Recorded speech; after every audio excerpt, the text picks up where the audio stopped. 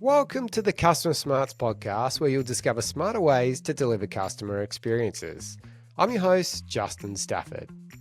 Most organisations want to become more customer centric, as it's more efficient for the business and better for customers. Win-win.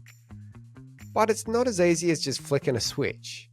Many organisations are struggling to move away from product centric structures, operating in silos, and competing against each other for customers' attention. My guest in this episode, Khachig Kabakjian, has successfully driven customer centricity inside large organisations. He was heavily involved in CommBank's successful customer decisioning program, and most recently worked with Standard Chartered Bank in Singapore to drive customer centricity at scale across multiple markets, including Singapore, Hong Kong, India, Malaysia, and UAE. So in this episode, we're going to dive into why customer centricity is so important, the barriers to overcome, some great examples of driving personalisation at scale, and how to drive customer centricity across multiple markets.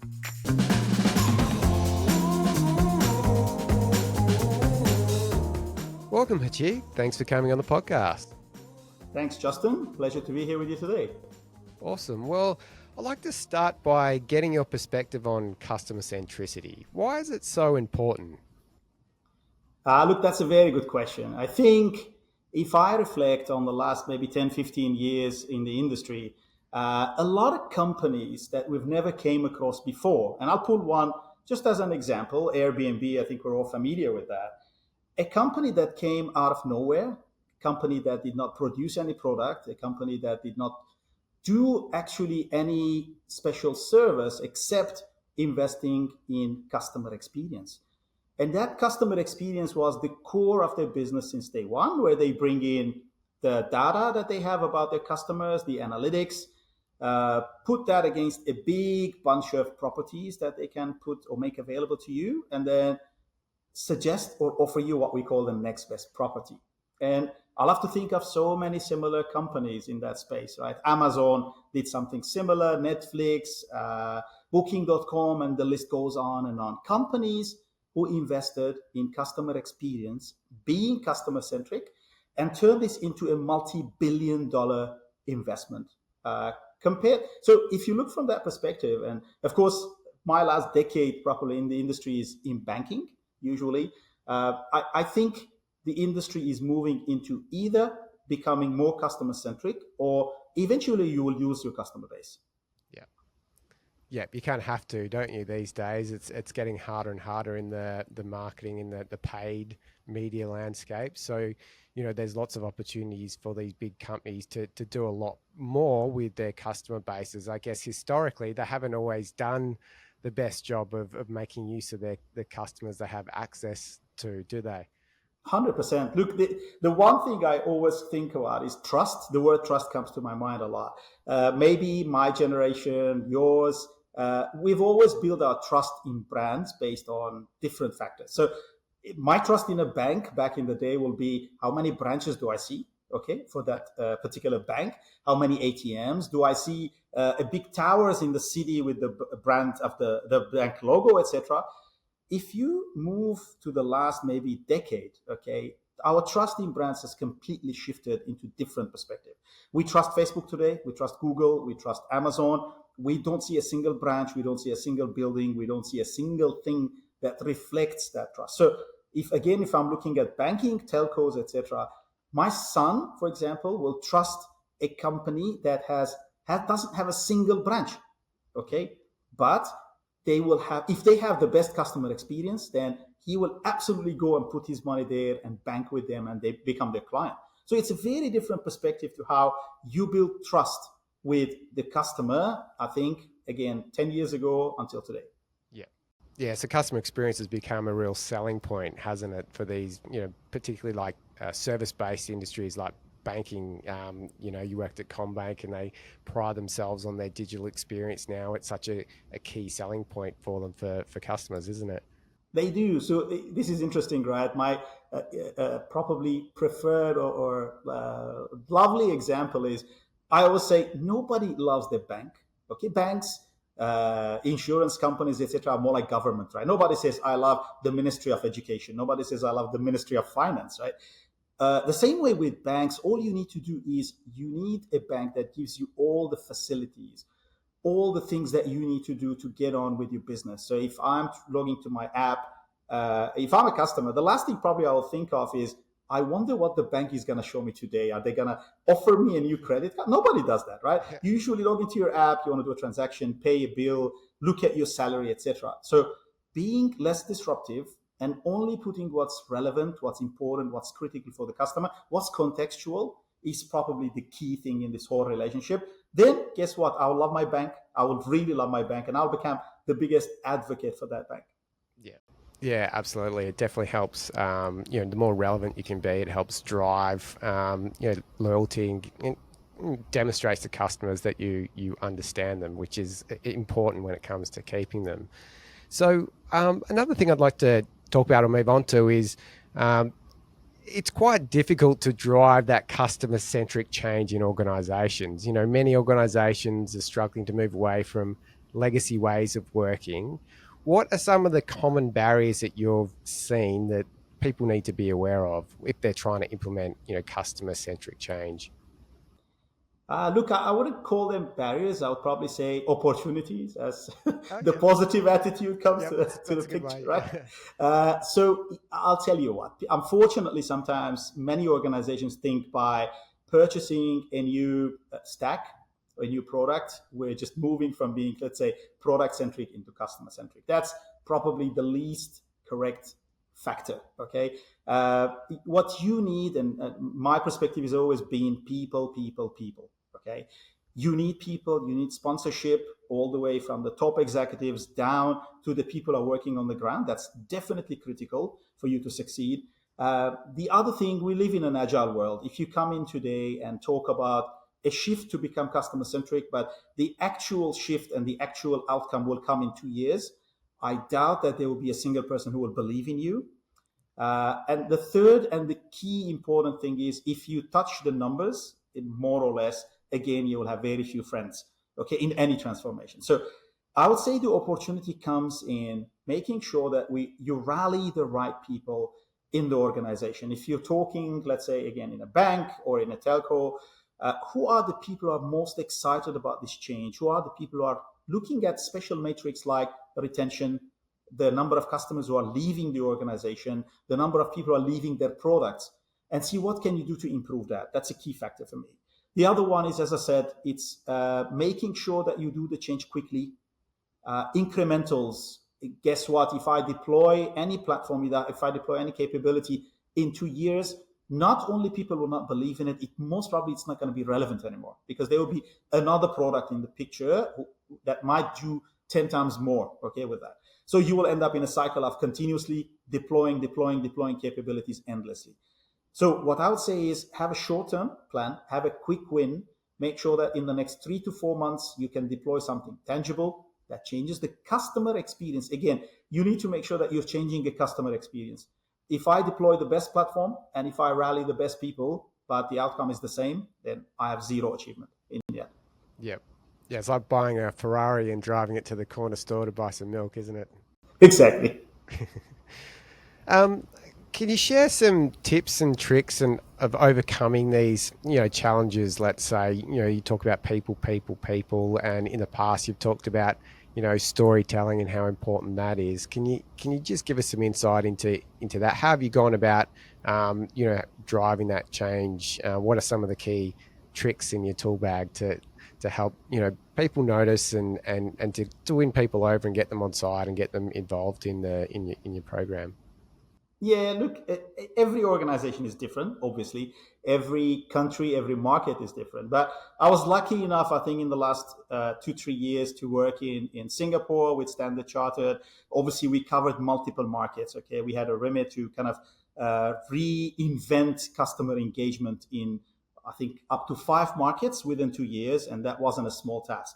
No. I would say some of the tricks will come down to, again, finding the right kind of alignment of people, technology, and outcome. Okay, for us, I'll pick an example. So the bank was rolling out what they call the next gen mobile app. Okay, it's a brand new app where in the new app now they're trying to kind of change the customer experience. Okay, this is in 2022.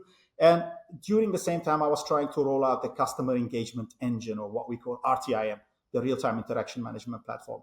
So for me, investing or kind of partnering with the most attractive, up-to-date, recent innovation channel was the key thing. I could have gone and invested in a probably standard channel, okay, that would have probably put me down or put the system down. Instead, finding out an opportunity and kind of riding on that opportunity was very critical. Making sure that I show the app team, and the app actually was an army of people, right, developing a new app, trying to make sure that they see value in putting that centralized brain that drives customer engagement, where instead of doing very static engagement banners or messages, we move that into that brain, real-time decisioning, incorporating data, digital behavior, etc., and then serving next best, what we call next best actions, right? Yeah. That was critical, and that kind of within, I think, 3 or 4 months got us the approval, the sponsorship, the support of the key channel in the key market. And then eventually after that, it started becoming more like a snowball, right? So you roll into the second market and people build on the first market success and think, oh, look, what happened in Singapore must be attractive. They could see the results. They could see the engagement uplift. So proving with science rather than proving with lovely PowerPoints, right? Oh, this is going to be amazing. Okay, what does that mean? Amazing. Yeah. Instead, I was able to, for example, pull some stats from pre-customer-centric engagement and post-customer-centric engagement. And you can see the engagement rates jumping 10, 15 times higher than they used to be when I'm trying to be more customer-centric and putting what's relevant to the customer. It's a no-brainer. I don't think anyone in any organization, when you show them the numbers and show them the approach and promise that there'll be an outcome in few months, anyone would say, no, I don't want that. Yeah, it's interesting. I think like you say, having those test cases and pilot programs, and I've done similar things in the past. Once people see the results, and it's hard to argue with, but sometimes it's hard to sell it in the first place to build confidence, to get them to try new things, particularly if it's a different way of the customer centric way of thinking about things versus a product centric kind of structured way of thinking about things. Have you got some little tricks on overcoming those, or any other little thoughts there? Yeah, look, I mean, we can dive into this for hours, but for the sake of probably today's talk, I'll give you an example that I carry with me everywhere, right? Yeah. So this is the football analogy, and I hope it resonates okay with you here as well. So this is back in the day, my younger son plays football, and he's very passionate, and we were doing this introduction session. This is like 7-8 years ago. And the head coach said to the kids, he said, kids, there are 22 players obviously in the game, 90 minutes on average. Each kid will have the ball for like 4 minutes, right? So what actually makes or breaks the game is what you do in the 86th minute where you don't have the ball. Yeah. Okay. That's the most important part of your game. It's not the 4 minutes where you have the ball. And if I carry that to our customer engagement, and I carry this story with product owners, with business, to say, guys, what matters really is not when a customer is ready, let's say, to apply for a credit card or a personal loan, because that's not a hit. If I shoot 100 emails today and 2 of them apply, these 2 are already ready to apply for a credit card. That's not a hit. The hit for me is the other 98 that I'm bothering, okay, or spamming, okay? How do they feel? And am I preparing them for something, or am I just disrupting them or annoying them, okay? So the best way for me, look, what do you do, or how do you serve the customer at the times where they're not really actively coming to you for a product purchase? That's critical. So bringing that next best action angle, the engagement is very tricky, okay? It's not really something that you can just, pull up again a software, install it, and it will run on its own. There's a lot of thinking, there's a lot of analysis, analytics that should happen in the background, and come up with so many touch points. And probably the key one for me is, if there's really, and this is again an analogy maybe from my childhood, right? My mom used to say, if you don't have anything good to say, you better keep you quiet. Yeah. Okay. If I don't have something nice to say to a customer, something relevant, I would rather not say anything instead of spamming them. So these small concepts, when you throw them on the table and say, how about instead of spamming the customers with, we used to have this again in Standard Chartered, even before that in CBA, and I'm sure in many, many organizations, they used to have this Monday credit card day and Tuesday personal loan Yeah. day and Wednesday, and then the cycle goes again and again every week or every month. There's no scientific proof that that works. You can randomly hit some people, but there's no scientifically proven way that that hits. Instead, let's actually try to make sure that we only put what's relevant through this next best action construct, use the science, the data, the analytics, the scoring, the arbitration, and then make sure that there's a threshold against all that and only serve customers what's relevant to them. When you start doing that, I think, as I said, again, the key thing is not volume, is performance. And when you move the matrix from I need to send 50,000 emails tomorrow to I need an open rate of, let's say, 20%, then I think that the dial changes and the conversation changes. Yeah, exactly. I think that typifies that problem where you got all the product teams fighting for space to in the company newsletter that goes out to customers. That's the old way of doing things, but obviously the new way and the smarter way is by what's the next best action. And like you say, sometimes it's best not doing anything at all because they've just bought something. So don't annoy them. So yeah, I think it's definitely a different way of thinking about it. But like you say, if you can demonstrate it and prove it, that seems to be the best way to help shift the mindset. Like I can think of an example, maybe a bit older one from CBA, which is also very, very relevant. So, and this is of course available for public, right? You can absolutely read about it. Some case studies on the story. So CBA back in the day, I think 7-8 years ago, invested in customer engagement engine. And one of the stories that is really dear to my heart is called, it's a capability in the customer engagement engine that looks at weather forecast, tries to bring data, across in so many, basically every website that provides that data to the public in Australia, and then consume that. And what we do with that is we take it and then we try to suppress any marketing, or I should say they used to suppress any marketing or sales activities for any area that might be impacted by a natural disaster. So look at the move in the customer experience from before, let's say you get hit by a rain, crazy rain, thunderstorm, floods, etc. And then the second morning you wake up and you get a call from the bank, from somebody in a different state saying, hey, would you like a home loan top up? Or would you like to, upgrade your credit card? And you're in a disastrous way, right? Instead, we moved into a capability where actually for customers who might be impacted, the first thing that will happen for them is they might receive a call from a call center agent who says, hey, we think you might be impacted by the recent events, and we do have some support packages that we can offer you. Is there anything we can help with? Would you like to defer some payments? Just imagine the shift in the customer experience from the first one to the second one. And you can see why customers then become loyal and love their bank and love that organization. Yeah. So is that then a good place to start to make sure you're, covering all those things? It is absolutely. Look, as I said, I think context, as they usually say, right? Context is king, right? Yeah. When there is context or you put context into perspective and use it, I think more often than not, you will hit right with the customer and customers will accept, and respond positive to your engagement. I'll take one that is purely sales, and hopefully that will even make more sense for sales-oriented people, right? Imagine I'm trying to sell, let's say, a credit card to a customer, and I just bombard them with the same banner in the app or by email again and again and again. That's experience one versus experience two.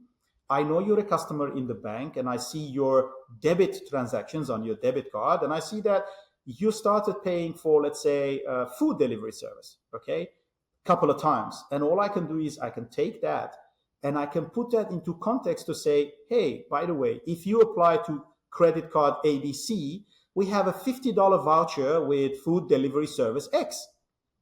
How different is the experience? And guess what? We did that in Standard Chartered, and results were very positive because customers will see something very relevant to them. We did that with food delivery. We did that with streaming service. So I think the bank was offering 6 months Disney Plus, subscription. And all we did is we looked at customers, their debit card transactions, and we found any customer who used, I'm not going too technical, but a card with an MCC code that looks for a streaming service. And we thought these are highly likely customers who would love such an offer. And guess what? Results was very positive because there is relevance, there is context that you're using. Yeah.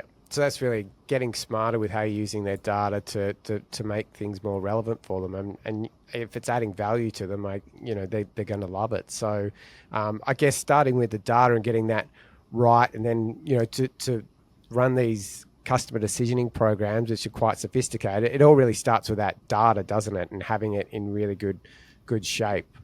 What are your sort of experiences there? How do you get it into a good place? Because a lot of the times data's sitting in silos, and it sort of I guess represents the organization a lot of the ways. But getting it into that single source of truth so you can help drive these better customer experiences, that's the first step, really, isn't it? Totally agree. I think you're absolutely right. Data is the key for success in this case. Maybe two takes on data in this case, right? One is don't use data in a creepy way. So my usual creepy example is I was shopping for a cover for my mobile. Okay, this is like 6 months ago.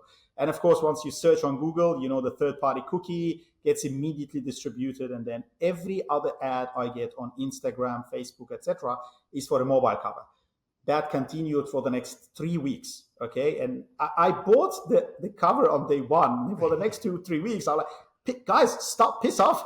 I'm done. I bought it. Stop showing me mobile covers. So don't use the data in a creepy way. Okay. I don't think any customer will be impressed anymore if they were searching for a credit card or searching for something, and then they log into your app, and the first thing they see is the same credit card popping up as a banner. Okay.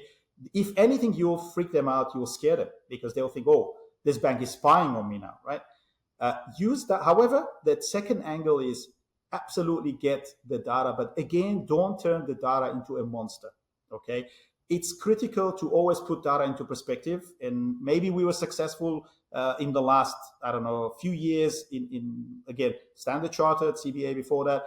Don't overkill by trying to get all the data that is there somewhere in the bank. Always put that into perspective to make sure that you get only what you need for customer engagement. Yeah. I don't need your entire history with the bank, for example. I don't need every single thing the bank has about you. I just need a subset of that. And what is that subset? That's one. The other one is make sure you build for reusability as much as possible. So sadly, so many platforms have this. Try to get lots of data and turn it into flags, and then every time you want to reuse it, you have to rebuild it one more time. So make sure you're building something that is reusable. If I need to target you based on your income, let me get that income and then try to play with business rules around it, rather than getting a flag for every income segment or section. So try to not boil the ocean basically with data. Make sure that you only build it incrementally and get the critical part or the critical mass that you need to start. So I'd like to talk about some of the work you've done that you're most proud of, like some of the big personalisation or next best action or the customer decisioning space. You've done a lot of interesting stuff there. What are some of the things you're most proud of, or most interesting examples you've put out there into the world? It's a tricky question, right? What are you most proud of? I'm proud of everything. Yeah. I wish. I hope. You know what? Maybe in the last couple of years, I think the most proud moment for me was the scale and the speed or the time to market that we've achieved. Okay. So as I mentioned, in Standard Chartered, within 2.5 years, actually within 2 years, we managed to roll out a centralized decisioning capability in 5 different markets from scratch. Like, you're really building and enabling and deploying end-to-end solution 5 times in 5 different cultures. I mean, not only 5 markets. These are 5 totally different cultures, operating models, people, background, etc. That was very critical. The time to market became the key success for the team, because when you, as I mentioned probably at the beginning, if you come in and promise this customer-centric engagement, real time, contextual, etc., and people see that this is going to take years, it's a failure already. But when we did it within 3, 4, 5 months, it was massive. It was a huge success. To me, the success was, I'll maybe double click on some of the smaller successes, right? Yeah. They used to have, for example, in the Hong Kong mobile app, they used to have a default banner, okay? Or the concept is common in most markets. There's always a default banner, and the default banner is actually another product, right? Yeah. That they try to sell to the customer. And we pushed towards, how about we change that into a simple greeting of the day? So happy Monday, have a lovely day, something like that, right? And then we try to personalize it in Hong Kong with languages, so with the local languages, whether it's traditional Chinese, simplified Chinese, or English. And we started pushing, and I felt, you know what, we started moving now from product centric to customer centric, because I'm not banging something nonstop in front of the customer. I will only put a different banner if it's relevant and if it scores higher, and so on and so forth. So these are small changes that eventually I think become a habit, okay, with others, to say, okay, oh, this doesn't make sense. This is not relevant. Why?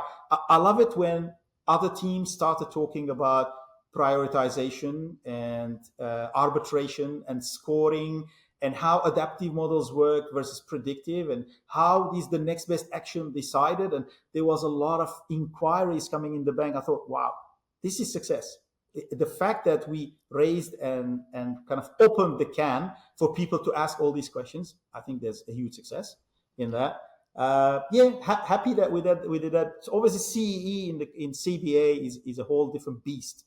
Okay, too many stories. I don't want to repeat probably another story here, but it's a huge success because it became a world famous customer engagement engine. Obviously, so many awards, so many case studies from very respectful universities in the UK, in the US, taking some use cases. I thought this is amazing. But let me maybe wrap up with one personal story, okay, that I'm very proud of. So, customer centricity. There's a book by a very famous professor, Peter Fader. If anyone is watching and came across the book, and the author is one of the pillars of customer centricity in Wharton Business School. And back in the day, I read his book. This is before Customer Engagement Engine. Okay, I read the book and I thought, wow, one day I wish I can reach to this level of customer centricity. 4 years later, okay, we built CEE and we got him across what we've built a few times, and he reviewed the work. And at one point he said, I would love to take some examples from what has been built in the Commonwealth Bank and include it in one of my books to say, this is kind of excellence in customer centricity. To me personally, I felt, oh, that's a massive achievement. It's not me, of course. There's a massive team who did that. But the fact that somebody at this level, okay, acknowledges this as a world-class standard, I think it was amazing. Yeah. Oh, that is amazing. You must be super proud. I'll be hanging that on the wall somewhere. Absolutely. Yeah. And I guess, CommBank is, like you say, world renowned for their digital experience that they've created. So yeah, quite amazing. And going back to the Standard Charter experience, doing it in one market is hard enough. Driving that customer centricity, I'm speaking to a lot of people in the space, and you come against the same challenges like we've just talked about. Product centric culture and operating in silos. It's hard to overcome, but you manage to do it in one market and then roll it out across Asia and Asia and Africa, and then, like you say, different cultures. So that is huge and really quite inspiring, to be honest. But like you say, so you think the key thing there is, just really getting a test case up and running quickly and start small and then grow from there. That seems to be the key message. It is. Look, I probably go back to the same point I mentioned at the beginning. People, right? People have to trust and believe in what you're doing. And of course, maybe the first group will trust and believe after they see some results. But then the second group will come in and see that you've already proven something or you've already delivered something, and there will be more belief and then more belief. So for me, all these different markets that we've kind of approached, okay, I would say I had partners, real partners in each and every market, okay, people who believed in what we're doing, believed in the concept, and they were excited because they could see that we're moving from that product-centric old school world into this new world.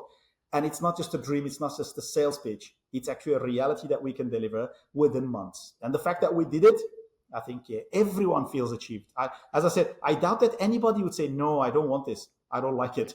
Yeah, yeah. So have you seen then organizations start to shift almost how they're structured? So obviously legacy structure is you structure by product, in banking world, it's credit cards and home loans, etc., divided by personal and, the business side of the bank. And, all the teams are doing their own thing, spending money and marketing in silos. But now with this customer decisioning at its core, how is that there? How have businesses or big organizations started to change how they're structured? Have they started to shift how teams are organized around the customer?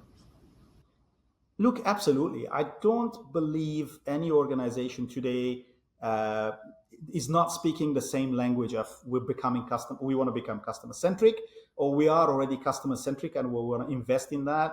We're moving into one-on-one personalization. The lingo is everywhere, 100%.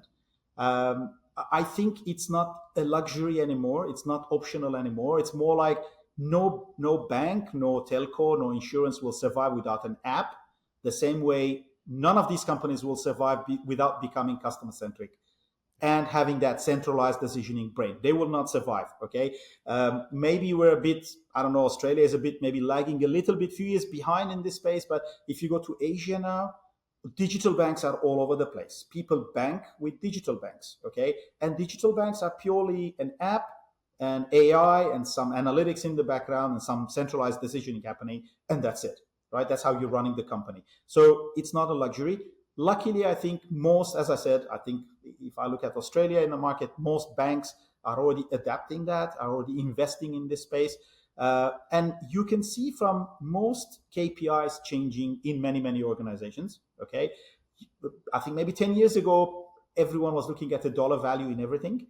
Today, NPS is always on the table. Churn percentages or levels are always on the table. Customer loyalty is on the table.